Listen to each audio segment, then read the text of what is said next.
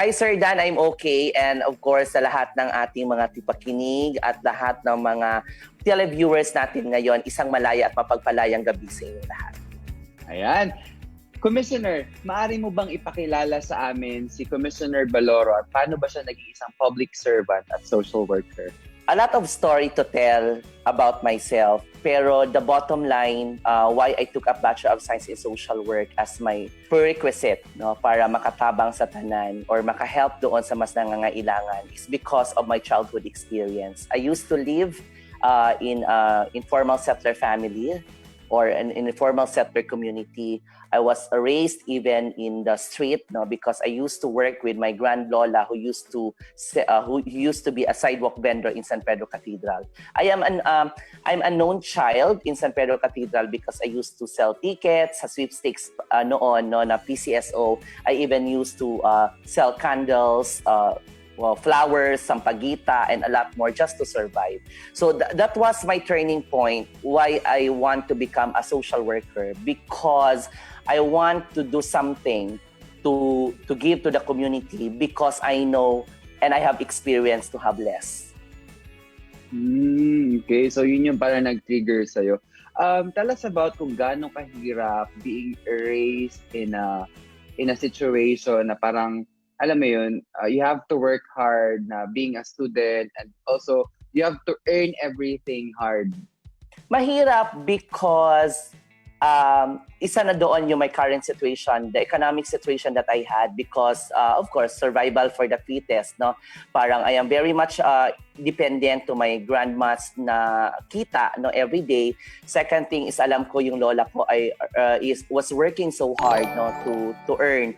Most likely to engage into 5-6, no, just for me to sustain with the needs that we have. Second, a third is that my gender as an LGBT, because in the community, you have to show that you are strong. You have to show that you are something or someone that is very independent. But it's too far from the reality. Kasi minsan, pag ikaw na lang mag-isa sa bahay mo, you about to sleep, parang you have a lot of realization na mahirap ang buhay, na mahirap dahil minsan you wanted to become like this. You want to show to the people, you want to portray to the people what kind of life you have. But at the end of the day, it's your own battle. Mahirap dahil may mga expectations ang mga tao. They're going to label you, they're going to tell you na dapat ganito ka, dapat ganyan ka. But at the end of the day, masasabi mo na I made a right decision na not to please everybody, but to please myself, to please my family, the one who helped me, and of course, to please God. And that's the bottom line, na mahirap siya, ngunit hindi na siya maging mahirap if you have a self-acceptance and self-awareness at the same time. Nice. Okay. Commissioner, what motivated you to help others? I mean, you've also mentioned about your experience during your childhood experience. What else motivated you to do more, to be more for the community? Ang mata, ang tenga, at ang puso, roaming around the community, you see a lot of people are still suffering from poverty, those who have less in life, those who are less lost and lost. Na makikita mo pa rin nung panahong 1990s when I was used to be in the San Pedro Cathedral. Maraming mga blinds ang nagmamalimos, maraming mga bata ang namamalimos, marami ang mga tao na alam mo, they need, parang magnakaw sila, no? Noong 1990s, masasabi mo na ang Davao City is prone sa mga nakaw.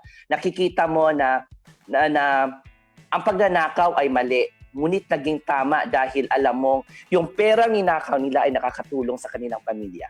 It's so hard seeing these people na gusto mong isumbong sa pulis, pero alam mo na mahirap sila at wala silang alam in terms of knowledge dahil hindi sila nakapag-aral. Hindi mo na lang dapat isumbong kasi alam mo, nakakatulong ka pa rin sa hindi pagsumbong. I know it's wrong. Dahil nilalagay mo sa alanganin, no, ang buhay ng iba. Kasi di ba parang ninakaw nagnakaw sila parang kasi snatching noon no, parang yung mga bags ino-open nakikita mo. Pero ngayon natotolerate mo siya, pero masakit minsan dahil alam mong mali ang ginawa niya pero wala kang ginawa. Yun ang Yeah. the community kasi na nabilong ako is doon na nakikita ko. So namulat ang mata ko sa katotohanan na marami pang pwedeng gawin ang gobyerno, meron pang pwedeng gawin ang isang tao. Sabi nga ni Mother Teresa nung namulat ako doon sa more on the religious life na meron ako sa San Pedro Cathedral, sabi niya, you cannot do great things, but you can do small things with great love. Ngayon, commissioner ka na, okay? So, you've started as an officer sa CSSDO or City Social Services and Development Office. Paano mo na-achieve yung level na ngayon commissioner ka na? I think it's a matter of leadership by example. I have to walk the talk and I have to lead and seeing by the people or my subordinates that I am working. I'm not a kind of supervisor who are just going to, ito ang gawin mo, itong gawin mo, dapat ito yung mangyari. But I have to work with them. Another thing is you have to become open in criticism. In as much as we want to become a perfect, pero hindi talaga magiging perfect ang organization.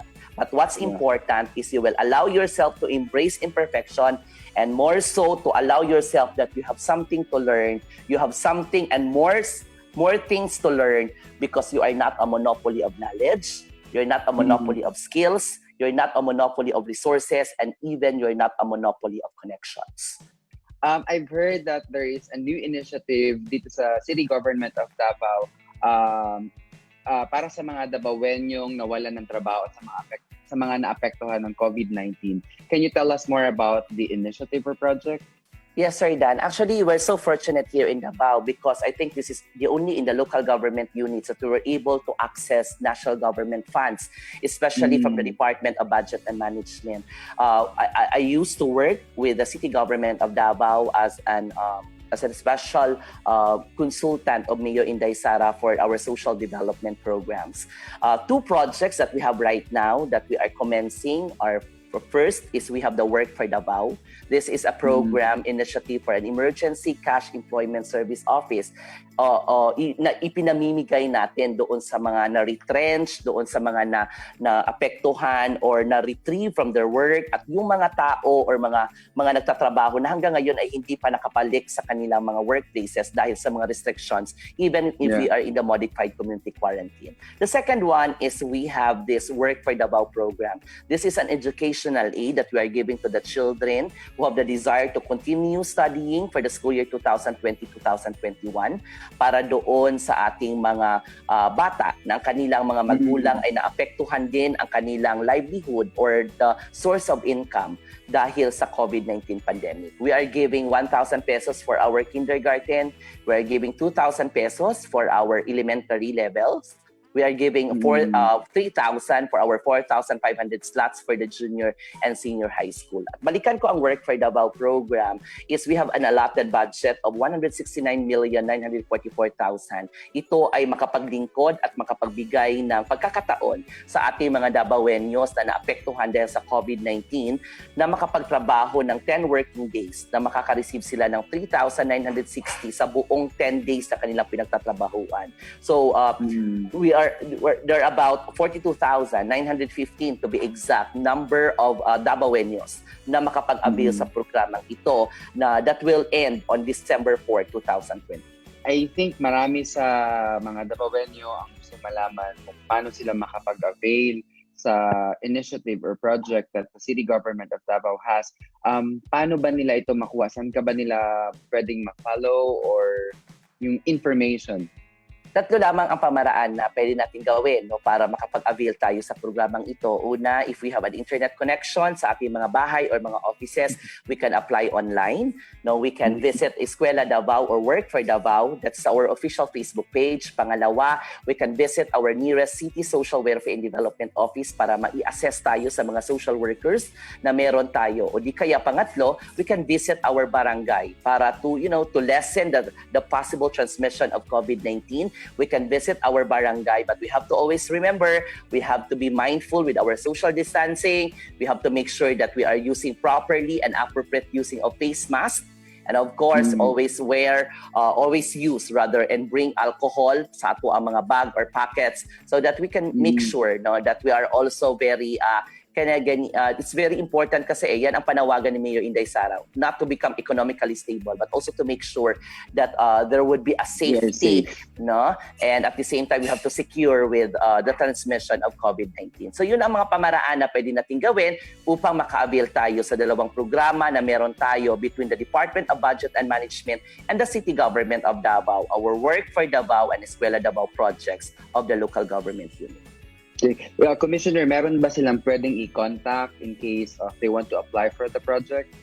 Yes, aside from our Facebook page that they can directly message us, I can also leave my numbers dito po sa inyo ngayon. I have a 0977-193-8176 for my Globe, and they can contact me also for my son. We have 0923-585-1995, and for my Smart, we have 099999-5916-903. Ayan, maraming salamat, Commissioner, and hearing your story was really taught me more to be more for the community, and I hope that marami pa rin mga kabataan ngayon na parang sundan ang mga yapak mo. And how did you achieve that part? Thank you, Sir Dan. And of course, no, if I have my last statement, allow me to share a beautiful adage that says, the only person you are destined to become is the person you decide to be. In as much as we are living in a world full of criticisms, full of negativities, and whatever people would expect us to do something for themselves, no? And even for the community, ang importante, alam mo ang ginagawa mo.